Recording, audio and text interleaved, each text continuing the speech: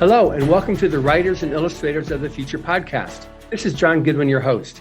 This podcast is dedicated to the aspiring writer and artist and will provide inspiration and tips from top professionals in the field.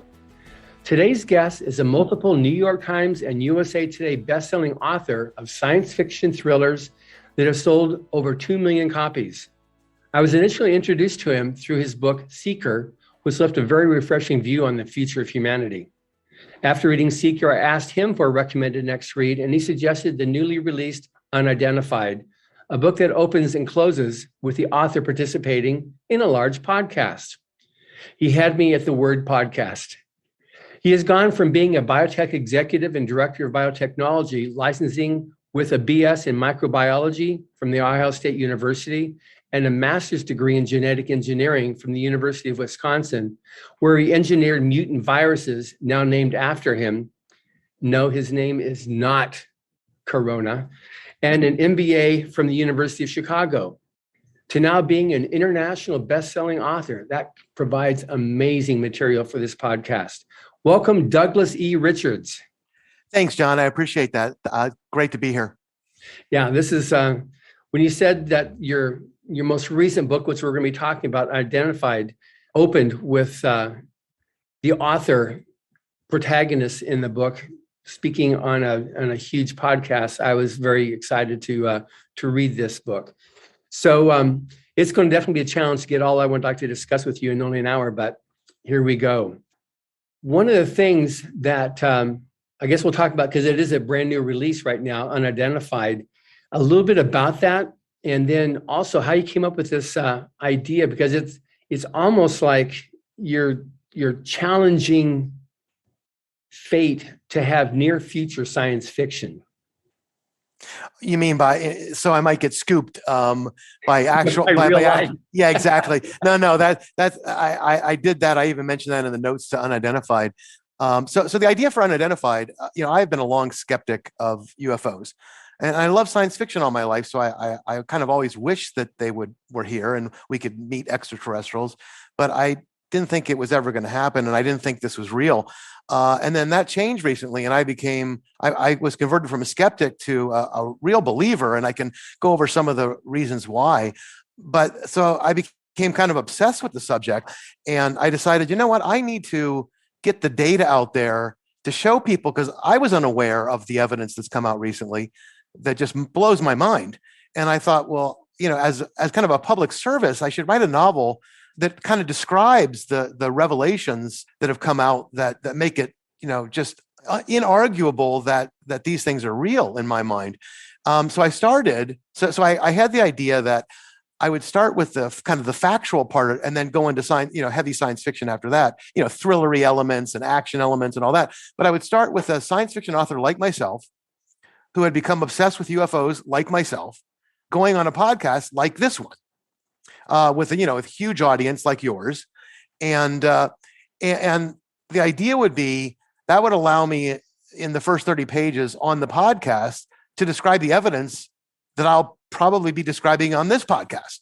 But I described that in the beginning of the novel, of why UFOs are real and what has been seen. But the author in the novel, the protagonist, has a plan. So he's bluffing. So he goes on, he tells the audience about all this information about UFOs and why they're real. And then he tells the host, he says, look, I know exactly what's going on. I know why the aliens are here, what aliens are here, where they're from. I know every detail of what's going on. And, in the next time I come on your show in a week or two, I'm going to disclose everything. Okay. But he's bluffing. He doesn't know anything. He's been trying, but he's failed and he hasn't learned anything. And so his bold idea is to kind of lure people, use himself as bait, and hope that one of the millions of listeners is maybe an alien or a government official or somebody who really does know what's going on and who doesn't want him to spill the beans. So they're listening in and they say, wait, we have to find out if this guy really knows what's going on. Or if he does, maybe we kill him so he doesn't disclose it. So he's using himself as bait, and he hires a mercenary team to protect him while he looks innocent and waits for them to come after him, hoping to turn the tables and interrogate them and find out what's going on. So that's kind of the beginning of the novel. And then it branches off into speculation about what's going on and science fictional and thriller elements after that. Yeah, one thing that was for me, because I read the Kindle version, and what's nice about Kindle is that you can have hot links in whatever you're reading.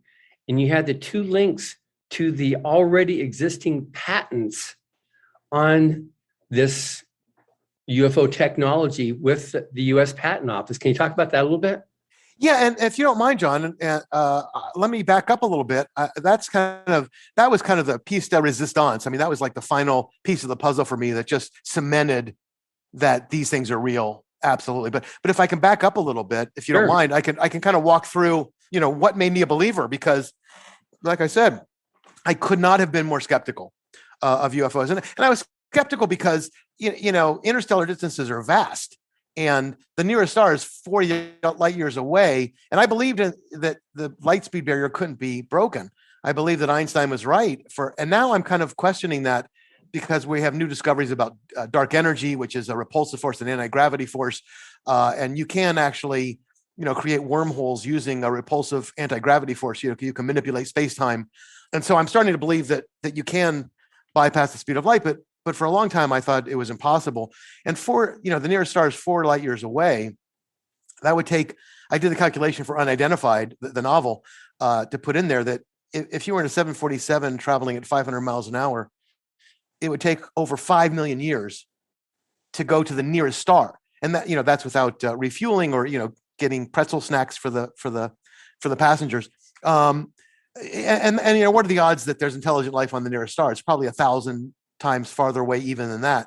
So I didn't think it was possible. And then I thought, well, if anybody could bridge the interstellar gulf, and they had the technology to come here, well, number one, they'd be able to destroy us. We would be helpless. But importantly for this discussion, they would be able to conceal themselves. They would have the technology to conceal themselves. So if they wanted to be found, they would just land on the White House lawn and introduce themselves and hold a press conference. And if they didn't want to be found, they could conceal themselves. I'm absolutely convinced that if they had that technology, they could absolutely conceal themselves. So why this middle ground? Why are they letting themselves be seen here and there? But so anything is possible. But that really troubled me. And in fact, that's one of the questions that I set out to answer fictionally in the novel. Is to explain that. And then finally, I just don't trust that all the governments of the world would be able to hide something like this. But again, I became a believer. So I started a skeptic, and I just to review, the evidence. If you're okay with that, of what changed my mind. Okay, so I think what the real turning point for me and a lot of people was the avalanche of evidence that came out after 2017. So in 2017, Chris Mellon, who was the former Deputy Assistant Secretary of Defense, met an unnamed person in a Pentagon parking lot. And they gave him 3 military videos of UFO encounters, 2 of them in 2015 and 1 of them in 2004, which is the famous Nimitz encounter that you may have heard about. And basically the video showed footage of UFOs doing one impossible maneuver after another. I mean, vehicles with no wings, no propellers, no heat signatures, no visible means of propulsion. And yet they were able to hover for long periods of time, change direction instantly, accelerated G-forces that would turn us into paste, and then travel at ridiculous speeds through not only space and air, but even underwater. I mean, which just kind of mind-blowing to me. And so they don't obey the known laws of physics. They're observed by multiple trained military personnel and a variety of technologies. So this Chris Mellon gave these videos to the New York Times. And at the end of 2017, they did a front page story, which really kind of blew the lid off of what was going on. And I can describe a little bit more about the New York Times story. But before I do that, and that led to stories on 60 Minutes and all kinds of freedom of information requests that, revealed even more information. But let me just talk about the Nimitz encounters. Then I'll get to the patent as well at the end, because that I think is the most compelling piece. So in November of 2004, the Nimitz Strike Group was conducting a training exercise off the coast of San Diego. And that was the Nimitz, which was an aircraft carrier, a guided missile cruiser called the Princeton, 2 destroyers, and an attack submarine, and thousands of sailors, and all kinds of jet fighter squadrons and jet pilots. So it was a major force. And they detected as many as 100 UFOs in low Earth orbit during those 2 weeks. And by the way, John, I should mention that I use the term UFO, but the government has stigmatized that and made it publicly, kind of made it seem like anybody who believes in UFOs is a crackpot. And so because now that their government's taking it more seriously, they've introduced new terms to more legitimize it. So they now have UAP, which is unidentified aerial phenomena, and UAV, which is unidentified aerial vehicle. So those are also terms that that are kind of more popular right now. But I still like to use UFO. So anyway, these things, they saw hundreds of them in near Earth or low Earth orbit. Every once in a while, a bunch would descend to 28,000 feet, which is about 5 miles, and then occasionally some of these would dart to sea level or even below the ocean. Now that's 5 miles, and they would do this. They would go 5 miles to sea level in less than a second, which is just absurd. It's just ridiculous speed. So finally, the government dispatched 2 F-18 Super Hornets, and 4 pilots observed this tic-tac shaped craft kind of skimming above the surface of the ocean for 5 minutes. And then it just kind of blinked away. It just kind of traveled so fast it all but vanished. And it was picked up a few seconds later, 60 miles away on radar. So all of this kind of stuff, it was observed by suborbital radar, the ballistic missile defense radar systems on the Princeton, infrared video, other radar systems visually.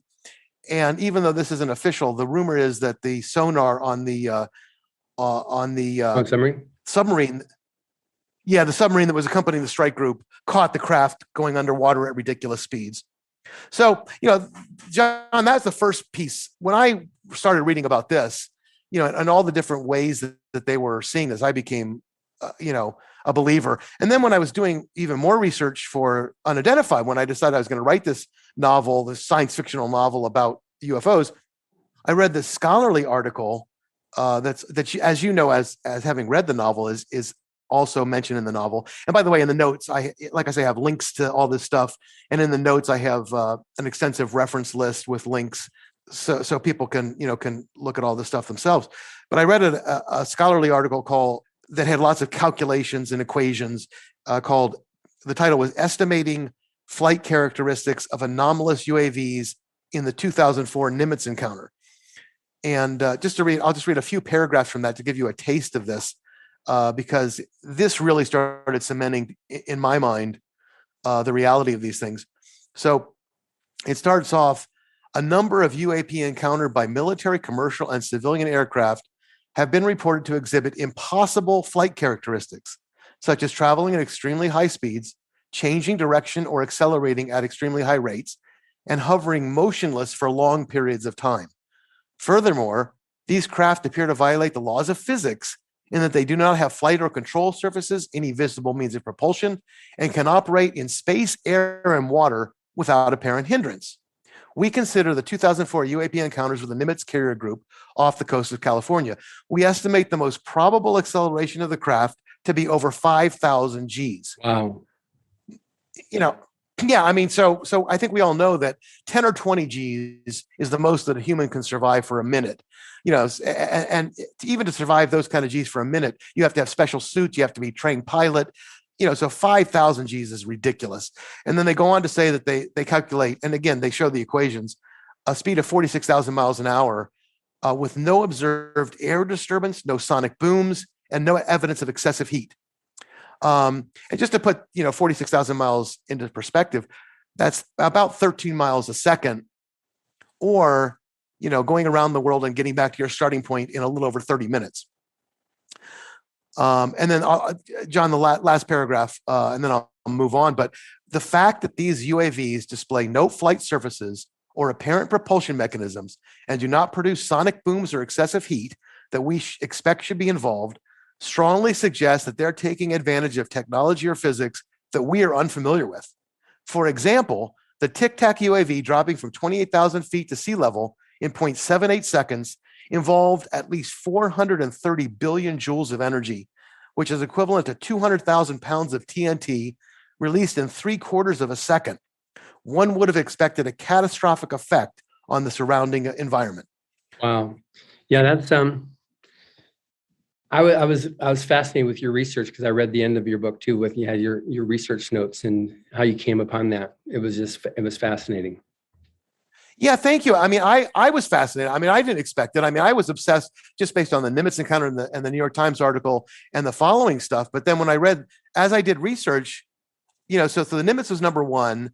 Then just a real quick, the New York Times talked about this UFO program called ATIP, or Advanced Aerospace Threat Identification Program. And that was initiated by former Senate Majority Leader Harry Reid in 2007. And he went, after the New York Times story was published, he said, I'm glad the Pentagon is finally releasing this footage, but it only scratches the surface. Most of the evidence hasn't seen the light of day. And he said that other countries were way ahead of us when it came to investigating UFOs. And then finally, he said that we've got stunningly good pictures of them. And then this is a quote, John: "We can't turn our heads and pretend they don't exist, because they do exist." So this was the Senate Majority Leader of the U.S. Senate. So, and other high-profile people like John Radcliffe, of the Director of National Intelligence, kind of said this pretty much the same thing. And then the New York Times story disclosed that for over a decade, the Pentagon was giving briefings about this to congressional committees and to aerospace executives, talking about military sightings that performed in of craft that performed in ways that were thought to be impossible. So that leads me, and I know I'm long-winded, I apologize, but that brings me finally to answering your question about the patents. One more quick sidetrack, and then I'll get there. So the Nimitz was the number one thing that convinced me. But then number two, after the Freedom of Information request came out after the article in the New York Times, the Defense Intelligence Agency released some scholarly work that they were working on that just blew my mind. And I put, again, you've read it, John, because it's in the novel. But let me give you the titles of these papers that they've released that any of your listeners can look up. Just Google it, or if they get the book, they can just click on the link provided. But here's the title: Warp Drive, Dark Energy, and the Manipulation of Extra Dimensions. Warp Drive, Dark Energy, and the Manipulation of Extra Dimensions. This isn't a science fictional thing. I didn't write this in a science fiction book that's set 2,000 years in the future. This is the Defense Intelligence Agency treatise, and you can read it, and it's not kidding around. The second is traversable wormholes, stargates, and negative energy. Stargates. And then the third is advanced space propulsion based on vacuum, space-time metric engineering. So, reading those papers blew me away. Totally. I was just, my jaw dropped to the ground. But then I hit upon, in researching Unidentified, what you had just described, the UFO patents. So finally, I'm getting there. These are two patents that were issued to the Navy itself, the U.S. Navy, in 2018. The first is a patent basically on what I just described, the Nimitz saw. So a craft that can travel through space, air, and under the water, no visible means of propulsion, no heat signatures, basically everything that I described, this is a patent on it. And I mean, it's hard to imagine this isn't just the Navy reverse engineering something. And of course, the patent office rejected it. The patent office said, you're out of your mind. This is impossible. And so even more interesting, in my view, is that the Navy's chief patent attorney, Mark Glutt, appealed the decision. He submitted further documentation, which we've never seen, but he assured the patent office that the craft was enabled, which meaning that he convinced them that this could actually be built. He gave them compelling evidence. Look, we're not just making this stuff up. This can actually be built. Now, that's not to say that it has been built, but he convinced the patent examiner that it could be, and they issued the patent. And again, you can read, just like you said, John, you can read this patent yourself. And yeah. And then the second patent is it's like a force field, like a shield from Star Trek. And let me read one line from this patent that I just talked about. My mind is still blown. So this invention would also enable us to engineer the fabric of our reality at the most fundamental level. The fabric of reality. I mean, so you go to this, I've got the patent number in there if you want to Google it. You go there, you click on it, Google fabric of reality, and you'll find this in the patent. It's an issued US patent. That's that's bold language for a science fiction author to use. It's in an issued patent. And then the second patent about this field generator, there's a sentence, it is a feature of the present invention to provide a method and apparatus for generating an impenetrable defensive shield. Impenetrable. Again, super bold language. So when I read, those DIA papers about wormholes and stargates, when I read these patents that have been issued, and when I saw, the 60 Minutes segments where they interviewed the pilot of the Nimitz, who saw the UFO in that encounter, and saw all this information that I uncovered for the novel, I mean, I am absolutely could not believe in this stuff more. And I was the biggest skeptic in the world. Yeah, it's you read the book and it's science fiction, it's near future science fiction, but then when you have what you put in there, it's you weave that fine line between science fact and science fiction, so that someone who is a disbeliever can go, I'm just reading science fiction, but then it kind of like it starts to really open up that door of disbelief in the degree that it's been denied in the at least from the government sources. Even that last paper that came out last year, which alluded that there were 5, I think it said there was 5 that couldn't be explained, but everything else they tried to put a label on or tried to explain. But at the very end, then there was, I think there was 5 different examples that they couldn't explain. So while they didn't say that, yes, we believe in this, at least it's next step in at least not wholeheartedly discrediting the subject. No, they're taking it a lot more seriously. And again, my goal was to write the factual stuff in the beginning on a podcast exactly like this one, which makes me laugh even now. And then, write a, real entertaining novel with lots of twists and turns and fun speculation. Because, I wanted it to do well. And so I could reach more people, because I believe that all 7.8 billion of people on the planet should be standing up and demanding to know what's going on at this point. And so I kind of wanted to do a crusade here. And so I used, what I hope to be an entertaining novel as a foil to get this information across. And so far the feedback has been really positive beyond my greatest hopes. I get emails all the time that, say, hey, my mind is blown. Now that I've read this stuff, I believe in UFOs too. So so far it's been working. I've been really happy with what's going on with it. Yeah. So now on this, do you think you've gone too far with your speculation? Because you said that you strive to be scientifically accurate. Do you feel like in this and also in Seeker, and those are the only 2 that I'm familiar with, but do you feel like you've gone too far with your speculation? Yeah. So it's a great question. So early on in my career, I worried, am I being too optimistic about human capabilities, about, our inventive ability? Will science really ever be able to do this? Am I writing about impossible things? Because again, like you said, I really care that this is possible, that it's scientifically accurate, that it's, it's not just fantasy. So I really thought about it hard, and I came to the conclusion. Well, let me back up and say, I'll give you an example. So I use nanites in a number of novels, nanobots, tiny microscopic little robots. And, the idea is, they're like 3D printers, except better. So a 3D printer can kind of layer by layer build something out of plastic. These can kind of do it at the atomic level. They can just kind of grab onto atoms and molecules like Legos and build whatever you want them to build. So if you have a nanite, and this is how I did it in my novel, you can have a single microscopic little robot, you throw it into the ground, it can gather up whatever it needs from the ground to make a copy of itself. Whatever molecules it needs, it pulls them together and it makes a copy of itself. And then those 2 can make, 4 and 8 and 16. And pretty soon you have billions of microscopic nanites. And then maybe you program it to make a flat screen TV.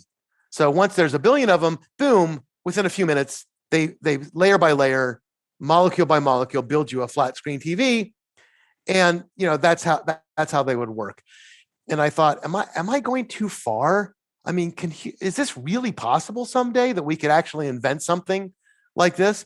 And my first thought was, no, that's impossible. I've gone too far. But then I had two thoughts from my own experience, my own life, that really changed that and made me convinced that if we can imagine it, we can pretty much do it. So I'll give you two quick examples, John. First is DNA sequencing.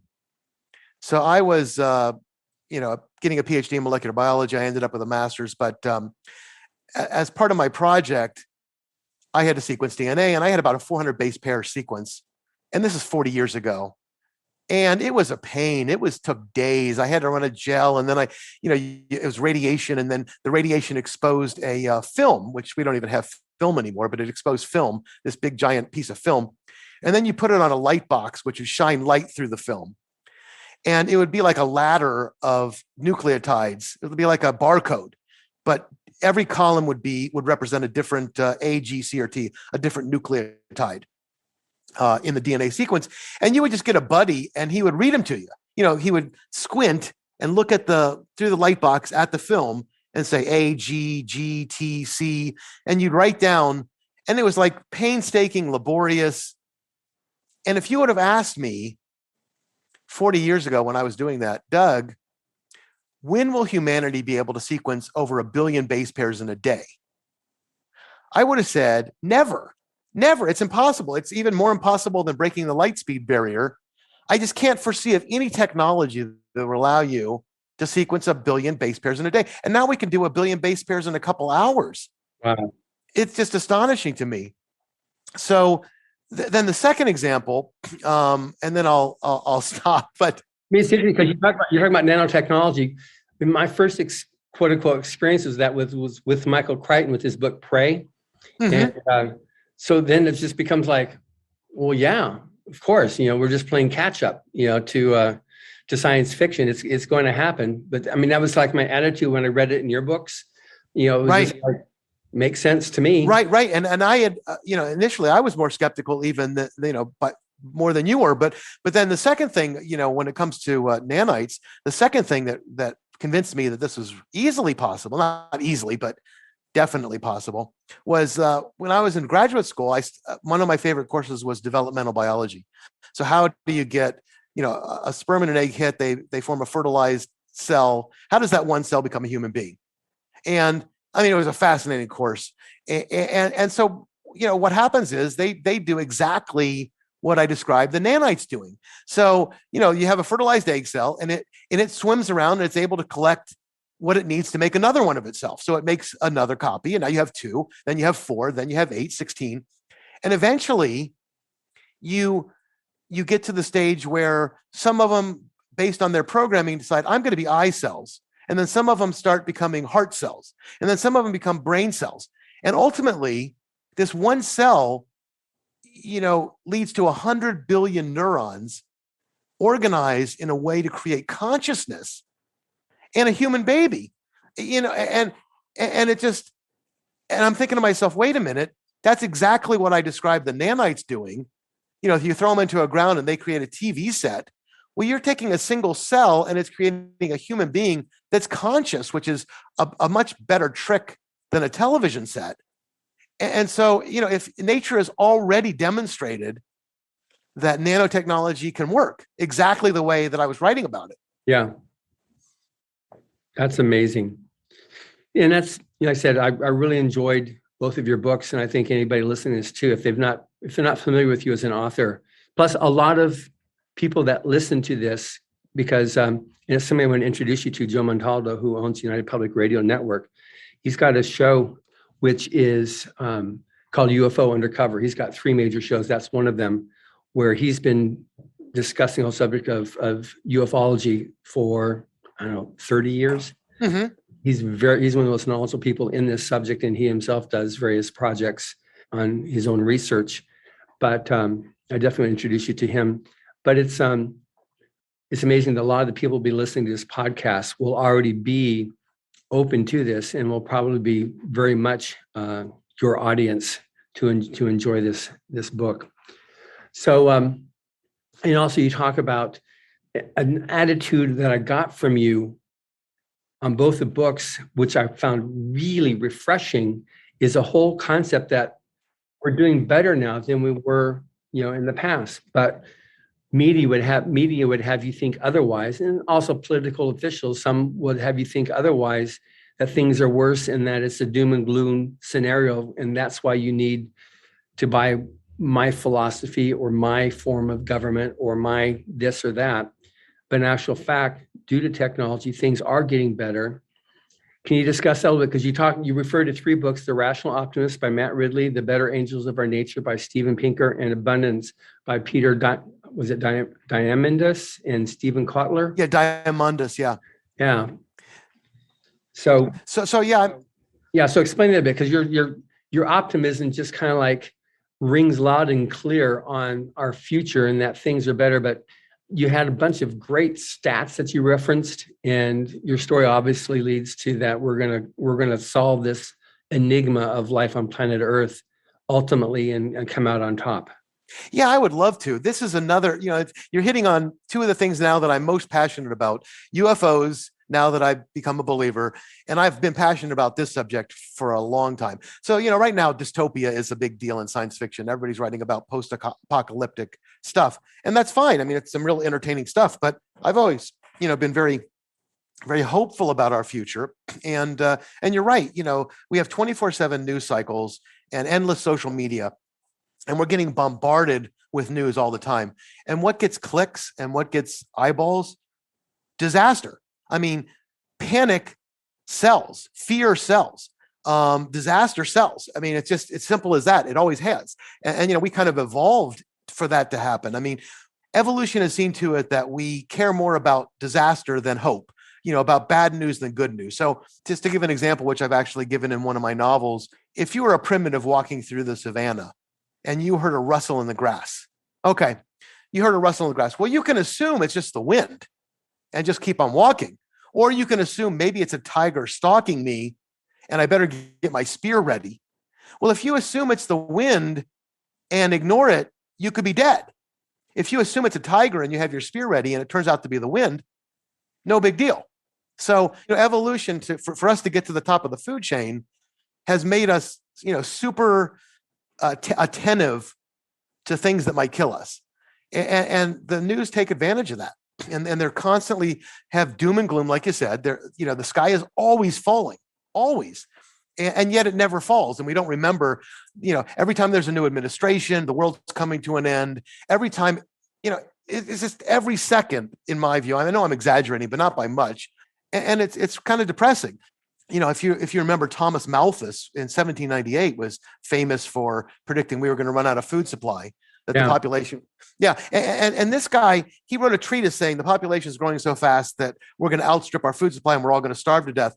Now, there were other guys at the time who wrote treatises saying the opposite, that we would improve farming, which is what happened. We did improve farming and it never came to pass. But those guys aren't famous. We don't even know who those guys are anymore, unless you really do the research. But we remember Malthus, he's famous. So, if you want to be famous, panic everybody. I'm actually, like I said, John, I'm a little bit long-winded, but I'm actually getting to answer your question. So I think we tend to, as a species, we overestimate the difficulty of a crisis. We overestimate a crisis and we underestimate human ingenuity in a big way. And my favorite example of this is New York City in 1860. So the mayor, the city was growing gangbusters, and he wanted to know what the city was going to be like in 100 years. And so he hired some experts, and they came back and said, we've got a big problem, an insurmountable problem. At the rate of growth, we're going to have so many humans. In order to make this a viable city, we're going to need so many horses for travel that the entire city, every inch of New York City, will be knee deep in horse manure. Knee deep. And there's no way around it. Well, of course, in 1960, 100 years later, horse manure wasn't a problem. I mean, it's laughable but nobody back then could envision the car. Right. So these problems that we think are insurmountable today are, child's play 30 years or 40 years later. And that happens a lot. And yet every time we think, oh no, we're finally beaten. We can't. So that's one of the reasons I'm super optimistic that we can't even imagine what's going to get us out of a problem. And we're very, very, creative and ingenious. So back to your question, finally. Apologies, John. You wind me up. You can't stop me. Especially about this, because I'm super passionate about it. Yeah.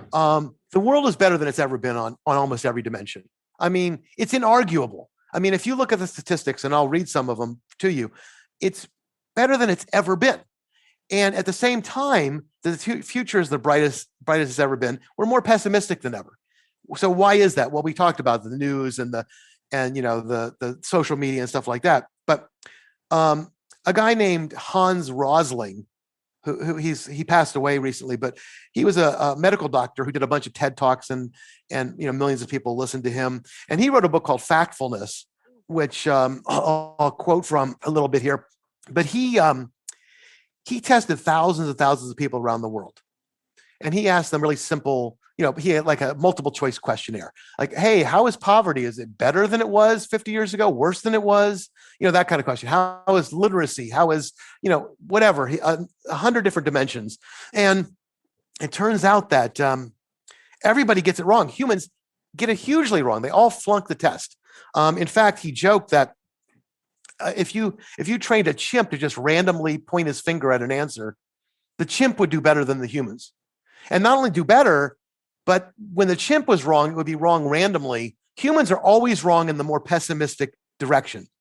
Every group of people he polled think the world is more frightening, more violent, and more hopeless than it really is. And he talked to teachers, scientists, journalists, political decision makers. I mean, people who are really smart. He said the worst the people who did the worst, Nobel laureates and medical researchers. And so it's not about intelligence. It's not that these people are stupid. It's just that they're getting kind of brainwashed and inundated with this pessimism, and it's kind of seeping into our culture, which I think is dangerous. So he surveys around the world show that things are the best it's ever been, and we're the most pessimistic. So 90% of Swedes think the world's getting worse rather than better. 94% of Americans think that things are getting worse. I mean, you can't even get 94% of people in America to believe that the sun sets in the west. I mean, 94% is a huge number. So, and all the time it's the opposite. So just to give an example, or, a few examples, in 1950, 75% of the world's population lived in extreme poverty. 75%. Now it's 10%. So it's gone from 75% in 1950 to 10% now. And most people think it's the opposite. I mean, that's just astonishing to me that we have this kind of immense improvement. And most people think that poverty is the worst it's ever been right now. So but that, like you said, that's your social media. That's the media because now you got cameras, you can zero in on that little village in anywhere planet Earth and see how bad it is. And you can even have news channels that go ahead and after some type of a skirmish, they can move bodies around to make it look the absolute worst. Here's the little kid here, let's put it right here in the picture. And you can make it look absolutely worse. So you actually paint that picture that people will eventually start buying, because you don't see the smiling faces, the happy families living in the rest of whatever that country is. They only show the bad news. Not only, but largely they show the bad news. I mean, there's an there's an adage in the media: if it bleeds, it leads. I mean, people aren't interested in, they're interested in who got murdered and the bad news. And so, now it's exploded, and we don't have perspective on the past. And I can talk about that in a second. But so just to continue, give you a few more statistics. 30 years ago, there were 23 wars in the world. Now there's only 11. Now, one war is too many, but it's still a lot better than it was. We live longer and better health than any time. The greater percentage of us live in free societies than ever before. A few hundred years ago, only a very small minority could read or write. Now about 90% of the world is literate. Safety is just so obvious. But just to give you even the most obvious example is car safety. And by the way, this is true everywhere, that we're more safe than ever. So like in 1950, we're 90% less likely to die of a crash than we were in 1950. And it makes sense because they didn't have seatbelts. They didn't do crash tests. They didn't have cameras for backing up. or airbags or blind spot indicators. So obviously that's true. But, we also have access to more entertainment. I mean, the kings of old, they were kings. They didn't have 1/100th of the entertainment that we can access. I mean, that wasn't too long ago, even before radio. I mean, you had very limited entertainment choices. Then you had radio and maybe 3 television channels. And in terms of books, you could get whatever was in your library or bookstore. I mean, now we have access to maybe 10 or 20 million books with a click of a button. If you have a Kindle or you have any other kind of e-reader device, with a click of a button, you can get 10, 20 million books. You have the internet, which is just astonishing. So we have all of this. Our wealth and quality of life is better than it's ever been. In 1800, 40% of children died before the age of 5, for example. We've got indoor plumbing, sewer systems, air conditioning, unlimited access to clean water.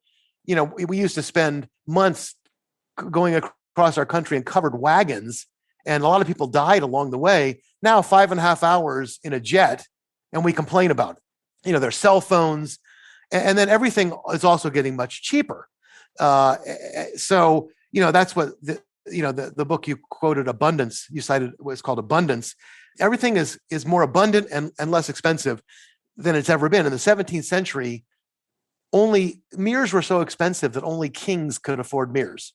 I mean, right now, of course, anybody can afford a mirror. And it's the same with computing power, electricity, transportation, everything else you can think of. Yeah. And then one final point, John, that I think, because I've talked to people about this, and they go, well, yeah, that's all well and good, but now we're more violent than we've ever been. There's more murder than there's ever been. And that's actually just the opposite too.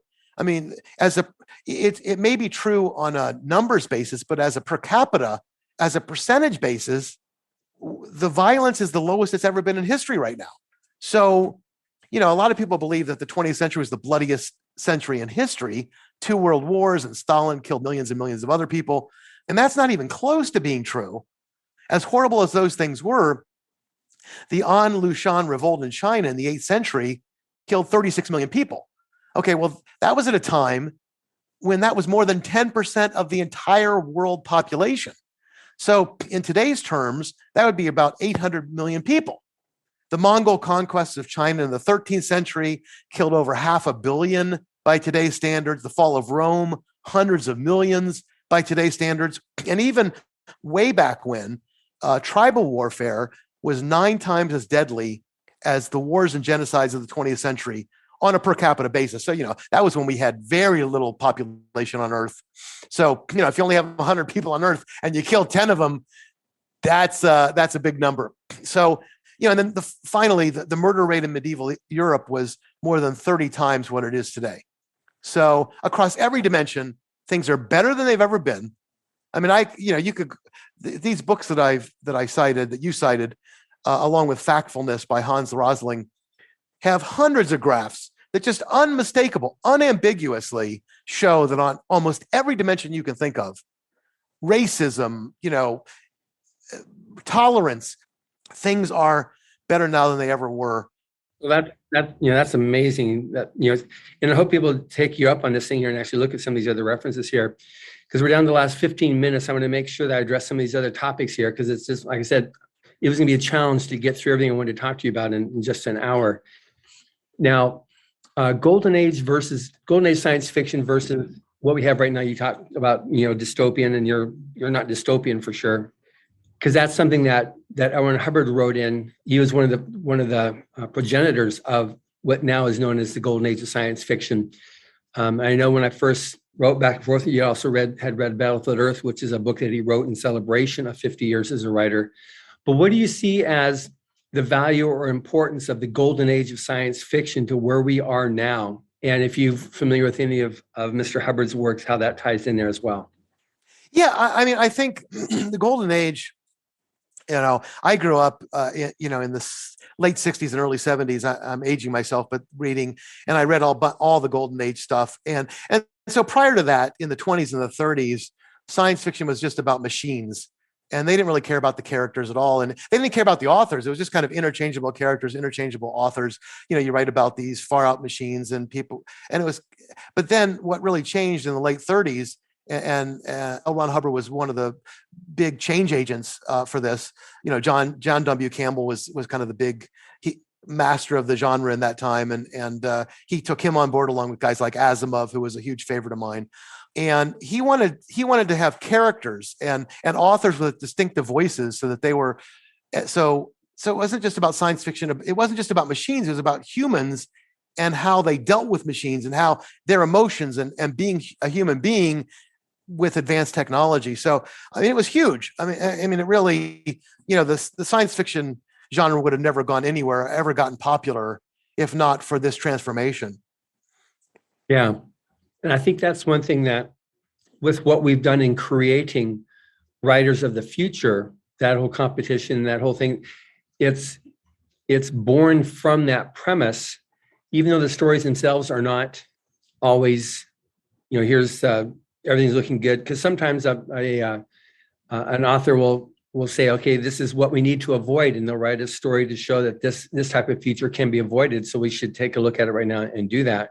But we're trying to, with Writers of the Future, provide that sort of golden age perspective where you've got people really matter. It's not just the gizmos and the gadgets and even just the technology itself, but it's the people that deal with it. That's really important in a good story, and at least what we're doing with what we do with Writers of the Future. And that's why one of the things I really like about your storytelling too. So a little bit then, because now I'm interested in some tips and advice for aspiring writer.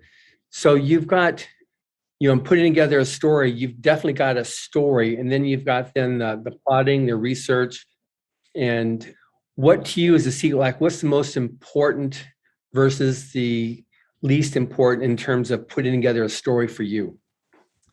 For me, the plot is everything. I mean, it's, I feel like I write okay. I mean, I write well enough. I try to get out my own way when I write. So, I'm not too fancy. I don't spend four pages describing, a house or whatever. I try to move things along and really write about big ideas. And I have I have action sequences because I write thrillers, but I really love big ideas. And for me, the twists and turns, the plot itself is what I think that my readers most like about my novels. So where I have my characters, kind of outsmart the bad guy. So it's not like the characters are just better shots or stronger than the bad guy. It's I have brilliant heroes and brilliant villains, and it's like a game of chess where the hero bluffs his way out of it or tricks his way out of it or around, so uses his brains as much as his brawn. Yeah. So with your storytelling, because like the protagonist in Unidentified, is that like, as the author, he sounds a lot like what you just sounded like. Is that basically you? Yeah, I mean, it's a lot of me. I won't lie. I mean, I was obsessed with UFOs and I was burnt out and thinking, what am I going to write next? Because I'm really more interested in this UFO stuff, which is suddenly really interesting. And so I decided I'm going to, write this UFO novel. And so, yeah, when I had the main character be a science fiction author, there is definitely a lot of me in there, but obviously he goes on all these adventures and all this stuff happens. And he, he's a lot more heroic and smarter than I am. But the things he talks about when he talks about writing are pretty much me. I kind of figured that, especially with our emails back and forth to set up for this interview. I was wondering, that sounds a lot like Doug. So yeah. So where do you see as the future of science fiction, where it's going right now? Boy, it's really hard to say. I mean, there's so much dystopian out there, which is fine. Like I say, it's entertainment, but I think it feeds into this, that we're going to destroy ourselves. And I think that we're going to work our way around problems. I mean, we're going to conquer the galaxy. I mean, ultimately, I'd like to think, yeah, there's a lot of dangers. I mean, runaway artificial intelligence, evolution, that evolves itself. That's super scary. I mean, it's not like we don't have our challenges, but we always surprise ourselves by rising to the challenges as a species. And I'm not saying, humans have their problems. Believe me, there's a lot of blemishes. I mean, human beings can be maddeningly, violent and slow-witted and ignorant, and all those. I mean, I'm not, as a species, individuals can be pretty horrible, but collectively, I think that we've shown ourselves to be incredibly resilient and ingenious, and I think we're gonna really in 100 years, 1,000 years, really have more of a Star Trek future than a Road Warrior future. Well, that's good. One thing that's interesting in the introduction to Battlefield Earth, that book that I said that Hubbard wrote in early '80s, he called science fiction the herald of possibility, and I know that's something that I've experienced repeatedly with the writers of the future. Many times we've had as our keynote speakers scientists. We've had the director of Ames Research. We've had the vice president of Virgin Galactic. We've had people from JPL. We've had astronauts. They were all inspired by science fiction stories, and they wanted to see if they could make that happen, or they wanted to live that life. They wanted to pursue that as their dream, our eventual goal for humanity. And so I just am curious how much you see that as a valid point, like it's being the herald of possibility, that's what gets the scientists like yourself, as a bioengineer, being able to work some of these things out. And obviously your education definitely shines through in your storytelling, but how much do you see it as a factor for our future being a positive future? Huge factor, huge. I mean, so like you were dead on. All these scientists, I've heard and read so many who are inspired by science fiction. Like Star Trek alone has inspired all kinds of scientists to go into science and make inventions. So the cell phone. I mean, what could be a more important invention in our lifetimes than the cell phone? And that was inspired by the Star Trek communicator. This Martin Cooper guy at Motorola was a big Star Trek fan, and he decided to make it a reality. The MP3 players, all the digital music was inspired by The Next Generation, where Captain Picard would go in and ask the computer to play Beethoven. And the guy said, wow, that would be cool. Just endlessly, the submarine was inspired by Jules Verne's 20,000 Leagues, and also the helicopter. Just it goes on and on and on and on. The Kindle, or at least being able to read books off of a device. Hubbard talked about that in 1980 in his writings there around Battlefield Earth. So you're right. It's science fiction is definitely something that's proven itself. But I just want to see how much you see that's, you've got the mentality of that leads to dystopia, that we're going to burn ourselves out as we get more and more. The way you talked about humanity is in unidentified. Yeah, it's I think that we're going to dodge these bullets and come through this. We're very creative. And by the way, one last thing I'll add about the authors of the past, because you were mentioning L. Ron Hubbard in 1980 talking about the Kindle. The thing that really strikes me about him and others, but especially like him and Asimov, just so ridiculously prolific. I mean, 100,000 words a month, which is like one of my novels, and they did it on a typewriter. I mean, I just can't even imagine. When I was in college, I wrote some papers on a typewriter. And if you make one mistake, one letter, you have to go back with a correcting ribbon or this paint called whiteout that you'd have to like paint over the letter and then try to line it up again. And so a lot of times you make one letter mistake, you have to write the whole page over again. And then if you wanted to edit it, change where a sentence appears, polish it up, you'd obviously have to type the whole thing again. So the writers back then who could write at that kind of, quality and speed with a typewriter with no Google, no spell check, just boggles my mind that they could do that. I certainly couldn't. I mean, I'm lucky that I have this technology, or I would never have been a writer.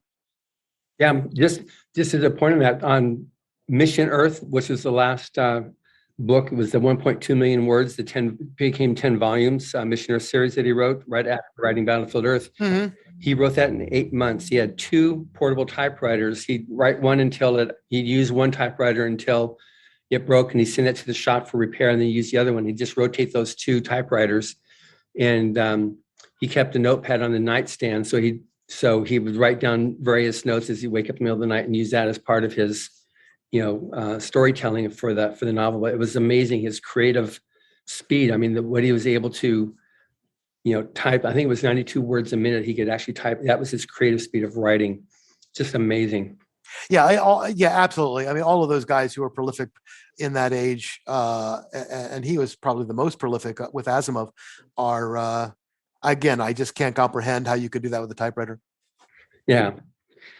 So with respect to introducing somebody to yourself as an author, I know I started with Seeker, then I went to Unidentified.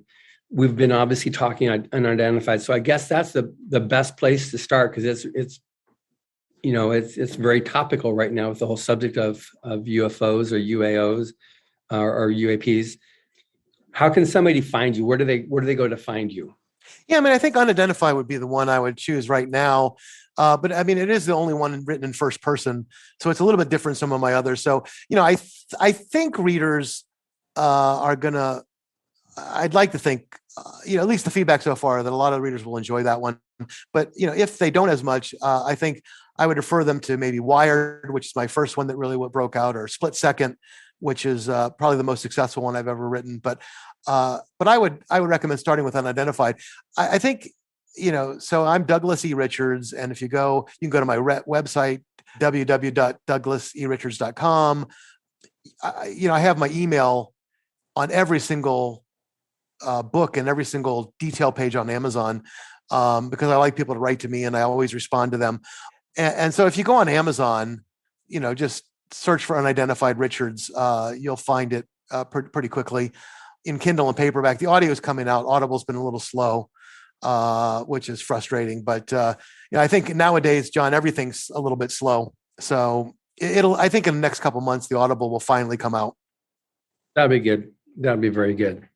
Well, this has been great. I'm so enjoyed, preparing for this podcast and then actually doing the interview with you. So thank you very much for providing this time to talk. Oh, it was a real pleasure, John. Thank you so much. And thank you for listening.